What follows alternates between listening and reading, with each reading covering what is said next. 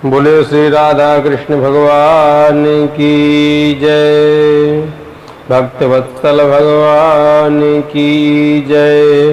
भागवत महापुराण की जय। जय जय श्री राधे। आज आप प्रहलाद जी का चरित्र श्रवण करेंगे। 7वें स्कंद में प्रवेश करते हैं। यह चतुर्थ दिवस की कथा प्रारंभ होती है।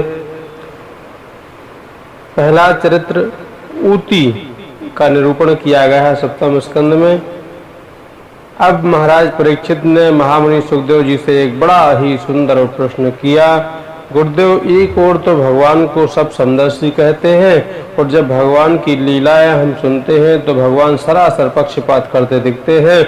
हमेशा प्रभु दैत्यों को ही मारते रहते हैं और देवताओं का खुलकर पक्ष लेते हैं। यदि भगवान सरासर पक्षपाती हैं तो समदर्शी क्यों कहे जाते हैं, और यदि सचमुच समदर्शी है तो फिर पक्षपात क्यों करते हैं, दैत्यों को ही क्यों मारते हैं। सुखदेव जी प्रसन्न होकर बोले, बहुत बढ़िया प्रश्न कर रहे हो परीक्षित, आप ध्यान से सुनो। यही प्रश्न तुम्हारे दादा धर्मराज युधिष्ठिर ने भी देवर्षि नारद से किया था। जिस समय तुम्हारे दादा युधिष्ठिर राजसूय यज्ञ कर रहे थे, तब प्रथम पूजन के अवसर पर भगवान श्री द्वारकाधीश का नाम सामने आया। जब पूजन प्रारंभ होने लगा तो शिशुपाल ने गालियों की बौछार प्रारंभ कर दी और 101 गाली पूर्ण होते ही भगवान ने अपने सुदर्शन चक्र से उसका सिर काट दिया। सबकी आंखों के सामने शिशुपाल के शरीर का तेज भगवान में विलीन हो गया। तो तुरंत युधिष्ठिर जी महाराज ने नारद जी से पूछ लिया, महाराज, मरने के बाद जिसका तेज श्रीमन नारायण में समा जाए वह तो कोई महान कोटि का सिद्ध महापुरुष होता है, फिर इस दुष्ट शिशुपाल का तेज भगवान में कैसे समा गया? यह तो भगवान को सरेआम गालियां दे रहा था, फिर इसकी इतनी ऊंची गति कैसे हो गई? तब नारद जी ने कहा, धर्मराज युधिष्ठिर, ध्यान से सुनिए। भगवान की घोषणा है, ये यथा माम प्रपद्यन्ते तास्तथैव भजाम्यहम्। जो भगवान को जिस भावना से भजता है भगवान उसे उसी भावना से स्वीकार करते हैं। जो मित्र बनाते हैं उनके लिए भगवान मित्र बन जाते हैं, जो शत्रु बनाते हैं उनके लिए भगवान शत्रु बन जाते हैं। अब यह तो उपासकों का भेद है, भगवान में थोड़े ही है। भगवान ने तो छूट दे रखी है, जो चाहो सो बना लो। शर्त एक है कि मेरा चिंतन करो। जो सतत मेरा चिंतन करेगा उसे मेरी प्राप्ति निश्चित होगी, चाहे वह वैर से करे चाहे वह प्रेम से करे। तस्मात् केनापि पायेन मना कृष्णे निवेशयेत्। मित्र से ज्यादा चिंतन शत्रु का होता है। मित्र की तो जब चर्चा करोगे तब याद आएगी, और शत्रु को भुलाना भी चाहो तब भी बार बार याद आएगा। इसलिए जहाँ भगवान के भक्त माला लेकर भगवान को याद करते हैं, वहाँ दुष्ट भी भगवान को कम याद नहीं करते, वह भी दिन रात भगवान को याद करते हैं, भले ही बैर भावना से सही। एक बार दुष्टों ने भगवान से कहा, सरकार, हम न होते तो आज आप भी न होते। भगवान बोले, क्या मतलब? दुष्टों ने कहा, महाराज, जब हम बहुत ज्यादा दुष्टता करते हैं, चारों तरफ खूब आतंक फैलाते हैं, तभी तो आपका अवतार होता है। रावण ने आतंक मचाया तो श्री राम को आना पड़ा, कंस ने आतंक मचाया तो श्री कृष्ण को आना पड़ा, तो आपको हमारी ही वजह से आना पड़ता है, अतः आपके आने का फायदा भी हमें मिलना चाहिए। भगवान ने पूछा, क्या फायदा चाहते हो? दुष्ट लोग बोले, महाराज, हमारा भी उद्धार करो। भगवान बोले, तुम हमारा भजन करो। दुष्टों ने कहा, भजन ही करने लग गए तो दुष्ट किस प्रकार के, दुष्ट किस मतलब के रह गए? यह भजन पूजन हमारे बस की बात नहीं है। हो ही भजन नहीं तामस देहा, हम तामसी लोगों से भजन नहीं होगा। भगवान ने कहा, तो तुम क्या कर सकते हो? दुष्ट बोले, महाराज, आपको गाली दे सकते हैं, आपसे झगड़ा कर सकते हैं। हम असुर अपनी प्रवृत्ति के अनुरूप आपसे संबंध जोड़ सकते हैं। आप चाहो कि माला लेकर भजन करें तो यह हमारे बस की बात नहीं है। भगवान बोले, चलो कोई बात नहीं, भजन नहीं कर सकते तो बैर करो, कुछ तो नाता जोड़ो हमसे। और भगवान ने बैर का संबंध स्वीकार करके असुरों को भी गति दी। जो अपने प्यारे भक्तों को प्रदान करते हैं। भगवान का धाम कितनी साधना करके भक्तों को प्राप्त होता है। वह जो राक्षस लड़ने आते हैं उन्हें भगवान मारकर अपने धाम में भेज देते हैं। एक ही बाण प्राण हर लीना, दीन जानत ही निज पद दीना। प्राण तो हर लिया और बाद में अपना परम पद प्राप्त कर दिया। जो दिन रात गाली दे रहे थे, भगवान को मारने खाने के लिए दौड़ रहे थे, ऐसे दुष्टों को भी भगवान ने एक बाण मारकर अपने घर भेज दिया।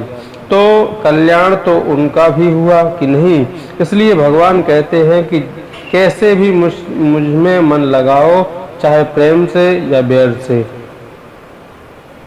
भृंगी कीट न्याय से बैरियों का भी उद्धार हो जाता है। एक भृंगी होता है जो किसी कीड़े को पकड़कर मिट्टी में कैद कर देता है और उस मिट्टी के ढेर के ऊपर गुनगुनाता रहता है। अब मिट्टी के भीतर कैद हुआ कीट निरंतर भयाक्रांत हुआ। उस भृंगी का चिंतन करते करते एक दिन स्वयं भृंगी बनकर मिट्टी के बाहर निकल पड़ता है। तो वह साधारण सा कीट था, परंतु भयाक्रांत होकर भृंगी का चिंतन करते करते स्वयं भृंगी बन गया। इसी प्रकार से भले ही कोई भय से भजन करे अथवा बैर से भजन करे, उसे प्राप्ति तो परमात्मा की ही होगी। काम क्रोध भय आदि यह अच्छी प्रवृत्तियां नहीं है, परंतु यह वृत्ति भी यदि परमात्मा से जुड़ जाए तो कल्याण का साधन बन जाती है। इसलिए नारद जी ने कहा, काम क्रोध आदि वृत्तियों को मारना बड़ा कठिन है। मार नहीं सकते तो मोड़कर भगवान से जोड़ दो तो कल्याण हो जाएगा। ऐसा करने से आज तक किसी का कल्याण हुआ है? यह सब नरक के पंथ शास्त्रों ने बतलाए हैं। गोप्या कामाद भयात कंसो द्वेषात् चेद्या हृदयो नृपा, संबंधात् वृष्णया स्नेहा, द्योतम भक्त्या वयम विभो। अब देखिए, काम की वृत्ति को संसार से हटाकर गोपियों ने श्री कृष्ण में जो लगाया तो गोपियों का कल्याण हो गया। प्रेमे वो गोप रामाणाम कामेत्य गमत प्रथाम। गोपियों के पावन प्रेम को ही यहाँ काम की संज्ञा मिली है। ये ध्यान रखिए, अपने पति को छोड़कर परपति से प्रीति सारी सांसारिक दृष्टि से तो पतन का कारण है, पर गोपियों ने वह वृत्ति परमात्मा से जोड़ ली तो उसी वृत्ति से गोपियों का कल्याण हो गया। भयात कंसा, कंस के भय के द्वारा भजन किया। नारद जी से पूछा, बाबा यह बताओ मेरा काल कैसा होगा? नारद जी ने बता दिया, काला काला मुरली वाला, घुंघराले बाल वाला, पीतांबर धारी होगा। और जब से नारद जी बताकर चले गए तब से कंस का यह हाल हो गया कि उसे हर काली वस्तु से डर लगने लगा। भोजन में दाल में कहीं काला जीरा भी दिख जाए तो थाली फेंक देता है। आ गया कृष्ण, पानी पीते समय जल में काली छाया दिखे तो बर्तन फेंक दे। सामने वाले से बात करते समय उसकी काली पुतली में काला कन्हैया नजर आता है। बताओ ऐसे भजन कौन कर सकता है? भय की वृत्ति ही भगवान से जुड़ी है, इसलिए उस भयाक्रांत कंस को भी भगवान मिल गए। द्वेषा चेद्या दयो नृपा, शिशुपाल का तो नियम था कि जब तक भगवान को 100 गाली न सुना दे तब तक उसका भोजन ही हजम नहीं होता था। भगवान को चुन चुन कर गाली देता था, पर उसका द्वेष संबंध परमात्मा से था, इसलिए उसका भी कल्याण हो गया। कुछ लोग पैदल जा रहे थे और जंगल की झाड़ी में कुछ प्रकाश दिखाई पड़ा। एक ने समझा कि कोई दीपक जल रहा है, दूसरे ने समझा कि शायद आग लग रही है, तीसरे ने समझा कि शायद कोई मणि होगी। अब वस्तुतः वह थी तो मणि ही, पर यदि उस मणि के प्रकाश को कोई दीपक का प्रकाश समझकर उधर बढ़े तो क्या मणि की कीमत कम हो जाएगी? अथवा जो वस्तुतः उस मणि के स्वरूप को समझकर उसकी ओर बढ़ता है तो क्या उसके लिए मणि अधिक कीमती हो जाएगी? अरे मणि की कीमत तो जितनी है उतनी ही रहेगी, चाहे कोई दीपक समझे अथवा अंगारा समझे। उसी प्रकार भगवान तो भगवान तो भगवान ही है, चाहे भगवान को कोई शत्रु समझकर दौड़े, चाहे मित्र समझकर, चाहे पुत्र समझकर, जो भी चाहना चाहो समझ लो, पर भगवान के निकट जो पहुंचेगा उसे प्राप्ति तो भगवान की ही होगी। भगवान की प्राप्ति में कहीं कोई कमी नहीं आएगी। इसलिए कैसे भी दौड़ो, कैसे भी भगवान से संबंध जोड़ो, पर भगवान से संबंध अवश्य होना चाहिए। राजा वैन की तरह नास्तिक मत बनो। परीक्षित ने सुखदेव जी से प्रश्न किया, भगवान आपने कहा कि भगवान समदर्शी हैं, सबको समान रूप से स्वीकार करते हैं, तो प्रायः दैत्यों को ही क्यों मारते हुए दिखाई पड़ते हैं? क्या दैत्य ही भगवान के बैरी हैं? सुखदेव जी बोले, नहीं, द्वादश महाभागवतों में 2 नाम दैत्यों के भी हैं, प्रहलाद और महाराज बलि।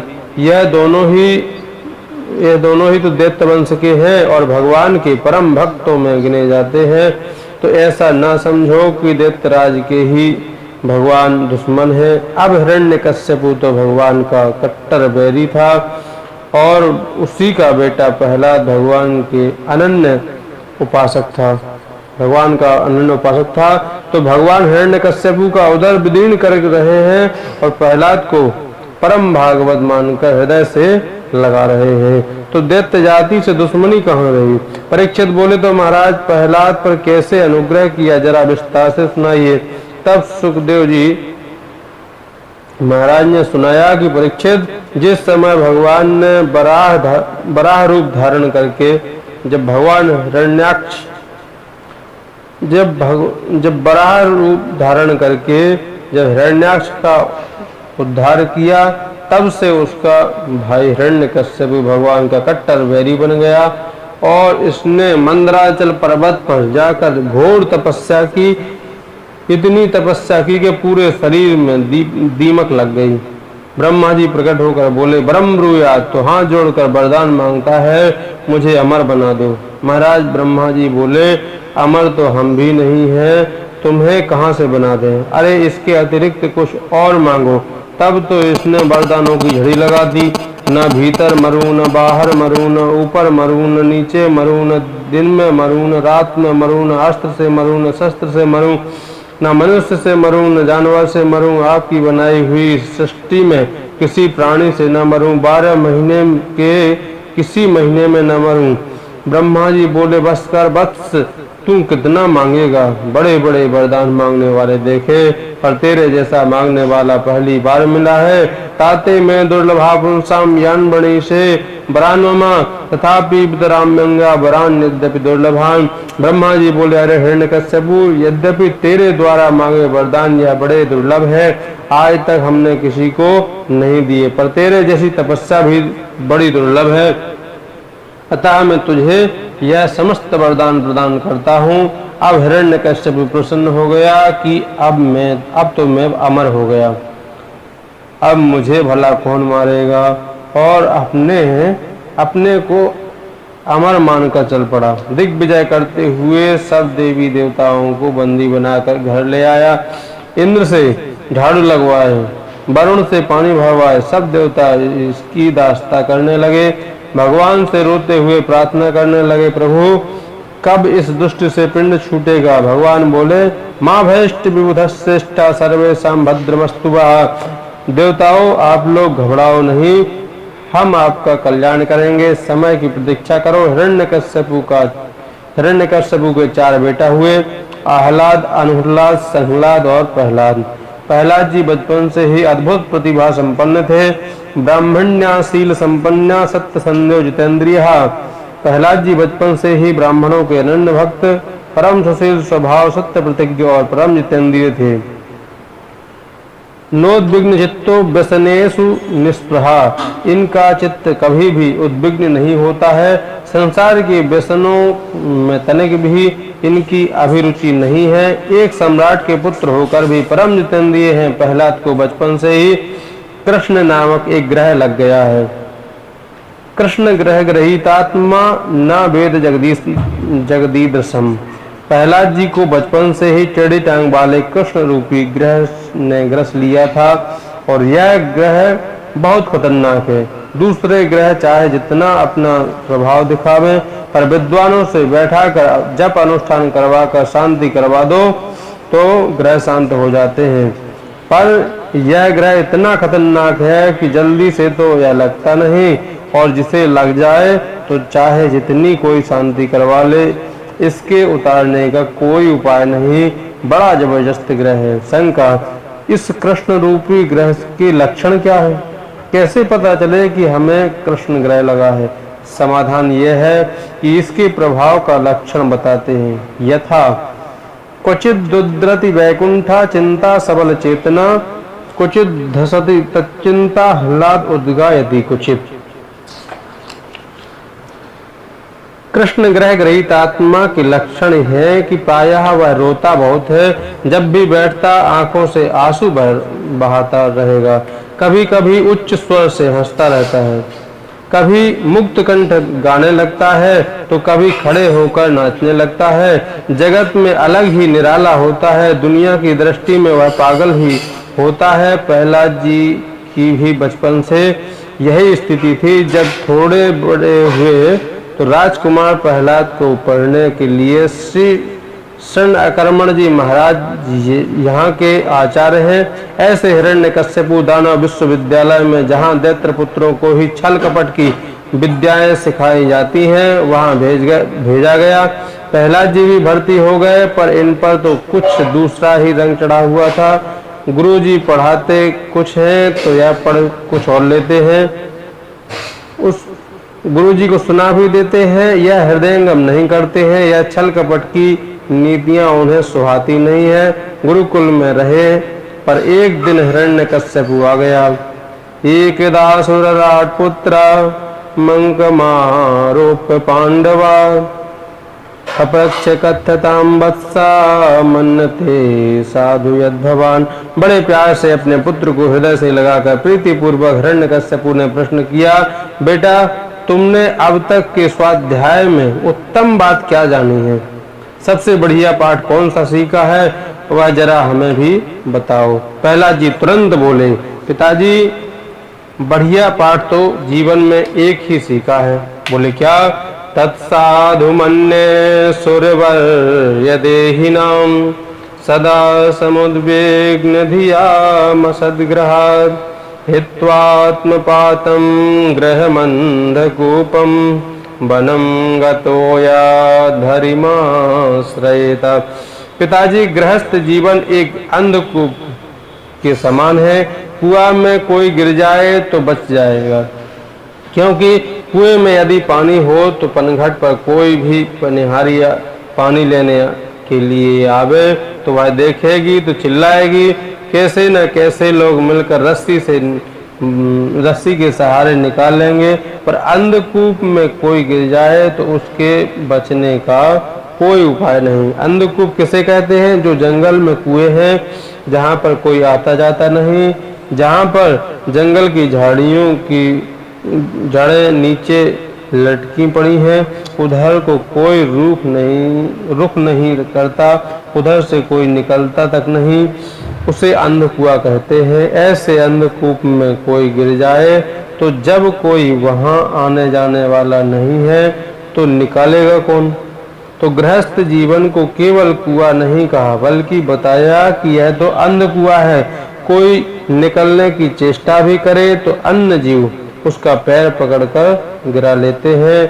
अरे घर में पहले तो वैराग्य होता है, और कदाचित किसी को वैराग्य चढ़ भी जाए तो घर गृहस्थी वाले ही उसे घेर लेते हैं। इसलिए इस अंधकुएं से जितना हो सके उतने अपने को बचा लो, यही बुद्धिमानी है। शंका, बचने के बाद कहाँ जाए? समाधान, वनम गतो यद धरिमाश्रयेता, वनम वृंदावनम यतः गतः यतः श्री हरि श्री कृष्णम आश्रयेत। वृंदावन में जाकर भगवान श्री कृष्ण के पाद पद्मों का आश्रय ग्रहण कर ले, बस यही जीवन का सार है। जो यह शब्द सुना कि हिरण्यकश्यप की आंखें लाल हो गई। मेरा यह नन्हा सा बच्चा मुझे ही प्रवचन सुना रहा है। फिर मन में सोचा, बच्चों की तो भोली भाली बुद्धि होती है, उन्हें तो जो सिखा दो वह वही ही बोलने लगते हैं, उन्हें कोई ज्ञान तो होता नहीं। तो मेरा बच्चा तो अभी नन्हा सा है, ये तो वही सीख रहा है होगा जो इसको बताया गया होगा। सो बच्चे को गोद से उतार कर कहा, बेटा जाओ जरा अपने गुरुजी को हमारे पास भेजो। प्रहलाद जी गए। गुरुजी आपको पिताजी याद कर रहे हैं। सैन्याकर्मण जी आए। कहो सरकार अचानक कैसे आना हुआ? हिरण्यकश्यप बोले, वह तो मैं बाद में बताऊंगा, सबसे पहले यह बताओ कि मेरे बेटे को आजकल तुम क्या पढ़ाते हो? पढ़ाते क्या हो? पुरोहित बोले, सरकार आपने जो शिक्षा नीति निर्धारित की है हमारे यहाँ वही सब पढ़ाई होती है। हिरण्यकश्यप लाल पीला होकर बोला, मूर्खो, मेरा बच्चा मेरी गोद में मुझे समझा रहा था कि वन में जाओ और हरि भजन करो, यही सब सिखाने के लिए तुम्हारे यहाँ भेजा है क्या? सैन्यकर्मण जी थर थर कांप गए। महाराज आपकी सौगंध खाते हैं, ऐसा हमारे विद्यालय में एक भी कोर्स नहीं है, ऐसी कोई पुस्तक नहीं पढ़ाई जाती। अब भगवान जाने आपके बेटे ने किससे सुन लिया, किसने इसको सिखा दिया। हिरण्यकश्यपु ने कहा, यदि तुमने नहीं सिखाया तो इसका मतलब यह हुआ कि कोई विष्णु का गुप्तचर तुम्हारे यहाँ घुसा बैठा है और तुमको कुछ मालूम ही नहीं, और वह मेरे बेटे को उटपटांग भड़का रहा है, उल्टी सीधी बातें सिखा रहा है, और मैं तुम्हारे भरोसे पर अपने बच्चे को तुम्हारे विद्यालय में छोड़े बैठा हूँ। खबरदार, आज के बाद मेरे बेटे ने दोबारा कोई उटपटांग बात की तो दंड तुम्हें मिलेगा, इतना याद रखना। यूं डांट फटकार कर हिरण्यकश्यप तो चला गया, पर गुरुजी की धड़कन तेज हो गई। चलो पता लगाते हैं, प्रहलाद से ही पूछते हैं। फिर सोचा कि बच्चों को एकदम डांटना नहीं चाहिए, इसलिए प्यार से पूछते हैं। तो प्रहलाद को बुलाकर बड़े प्यार से पूछा, वत्स प्रहलाद भद्रम ते सत्यम कथय मामसा। बेटा तेरा खूब कल्याण हो, तू सच सच बता, तेरी किसने बुद्धि खराब की? यह उटपटांग बातें अपने पिताजी को जो तूने सुनाई, यह सब तुझे किसने सिखाई? प्रहलाद जी हंसकर बोले, जय हो प्रभु, मैं उस परमात्मा की माया को प्रणाम करता हूँ कि जो जीवों को कल्याण की बात कहे तो उसे संसार के लोग उल्टी खोपड़ी वाला बताते हैं। धन्य है भगवान की माया का चमत्कार, जिसे सर्प काट ले न उससे कड़वा नीम भी मीठा लगने लगता है।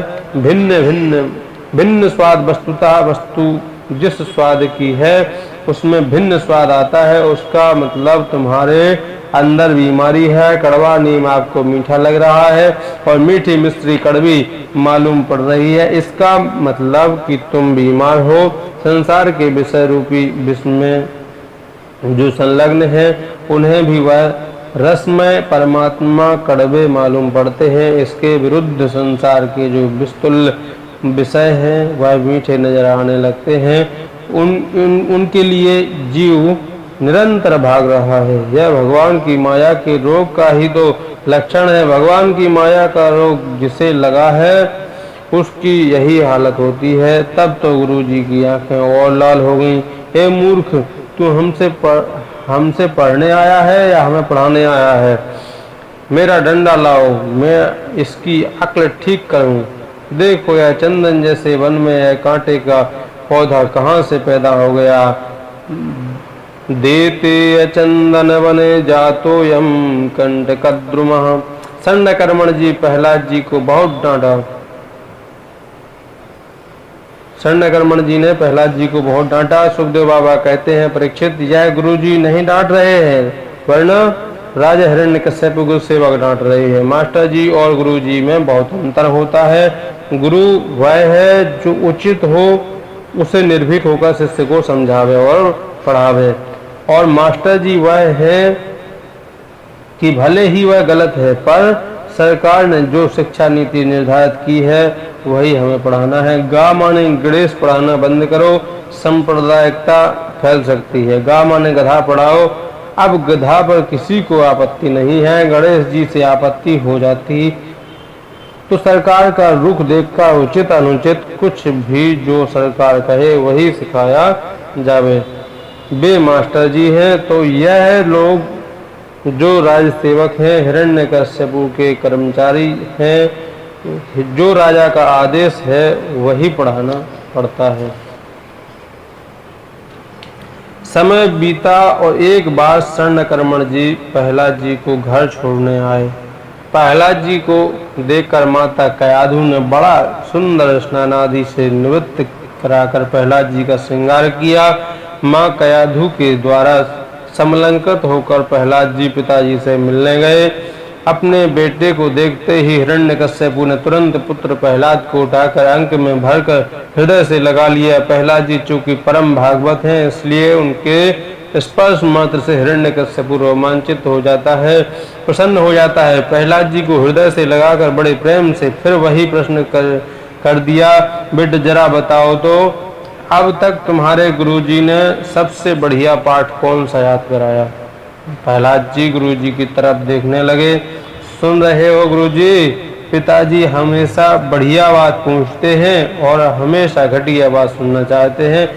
अब बढ़िया पूछ रहे हो तो बढ़िया ही बोलूंगा पिताजी। अब तो मैंने बढ़िया बढ़िया 9 बातें सीख ली। हिरण्यकश्यपु ने सोचा, अच्छा 9 प्रकार की कोई नई नई नीतियां सीख कर आया होगा।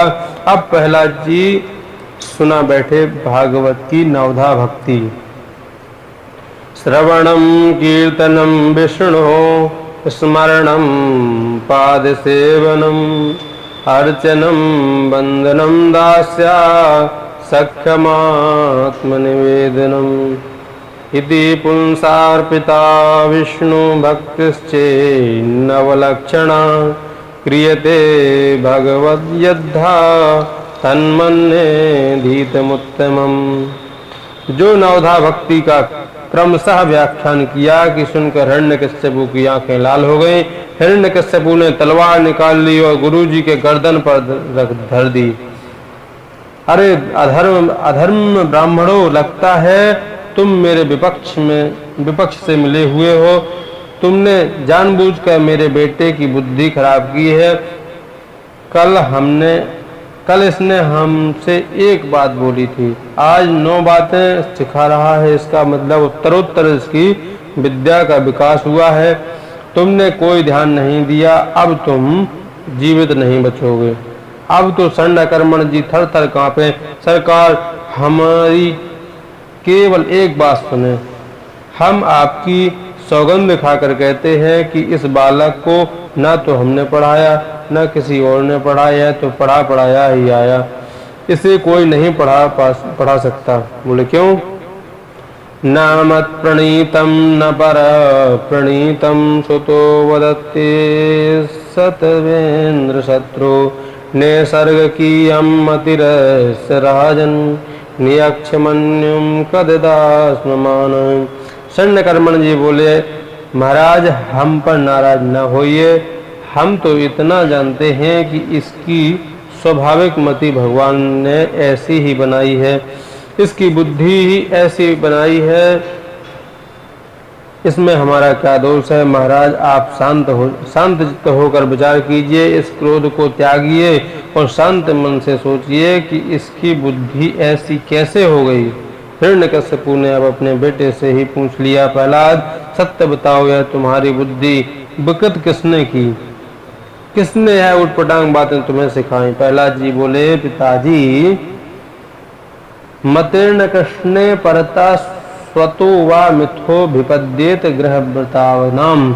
देखो, गृहस्थ नहीं कहा, घर में ही रहने का जिन्होंने व्रत ले रखा है, घर से जो निकलना नहीं चाहते, छोड़ना ही नहीं चाहते, घर को ही जो सब कुछ समझकर पकड़े बैठे हैं, उनकी बुद्धि बड़े भाग्य से भगवान की तरफ अभिमुख होती है। अन्यथा इस गृहस्थ जीवन में सब अंध परंपरा है। अंध परंपरा से एक दूसरे को गर्त में गिराने का ही प्रयत्न करते जा रहे हैं। जैसे एक बड़ी लंबी अंधों की रेखा जा रही थी, सब अंधे ही अंधे थे। अब सबसे आगे वाला अंधा गड्ढे में गिर गया। धम्म की आवाज आई। अब सब अंधे जहां के तहां खड़े हो गए। भाई खतरा मालूम पड़ता है, खतरा मालूम चलता है। यह आवाज कैसी हुई, पता लगाओ। पीछे वाले ने पूछा, भाई रास्ता तो ठीक है। तो गड्ढे में गिरे अंधे ने सोचा, हम तो गिर ही पड़े, अब इन्हें क्यों छोड़ें।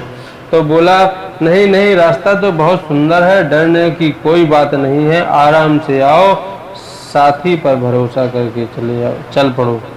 जैसे ही लाठी पर और साथी पर भरोसा करके चल पड़े। जैसे ही आगे चले तो दूसरा हुआ धम्म। अरे फिर आवाज आई, यह रास्ता तो ठीक है।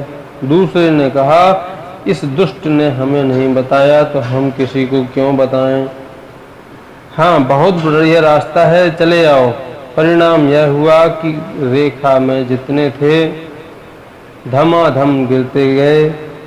प्रहलाद कहते हैं, पिताजी इसी प्रकार से सब लोग संसार के गर्त में अंध परंपरा से गिर रहे हैं। जीवन भर घर गृहस्थी के क्लेश भोगने के बाद भी कोई अपनी संतान को इससे बचाने का प्रयत्न करता है क्या? उसी नमक तेल लकड़ी के गोरख धंधे में हर व्यक्ति अपनी संतान को झोंकता जा रहा है। इस संसार रूपी चक्रव्यूह से बचाने का कोई प्रयत्न नहीं करता।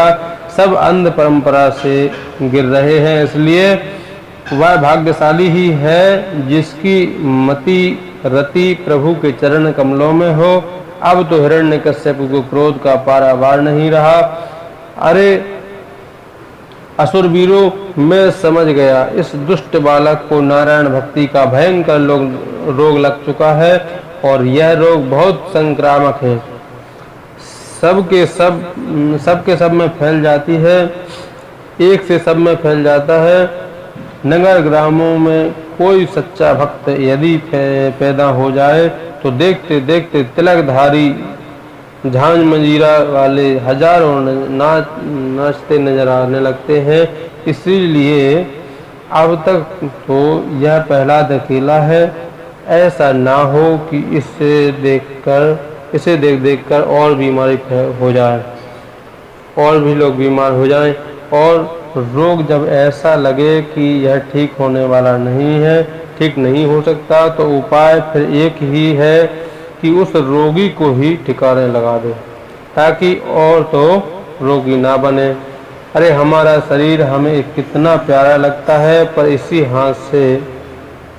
इसी हाथ में कोई घातक रोग हो जाए, डॉक्टर साहब कहें कि कटवा दो, नहीं तो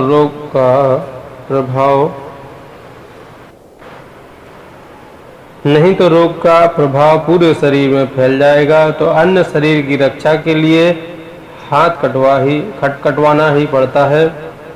छिन्द्याम तदंगम यदात्मनोहितम शेषम मुखम जीवति यद विवर्जितानाम। तो जैसे हम अपने अन्य शरीर की सुरक्षा को ध्यान में रखते हुए अपने प्यारे अंग को कटवा ही देते हैं, ऐसे ही प्रहलाद मेरा पुत्र है, पर इसको बहुत खतरनाक रोग लग गया है, इसलिए ठिकाने लगा दो। प्रहलाद जी के ऊपर अनेक असुर टूट पड़े और उठा कर ले गए।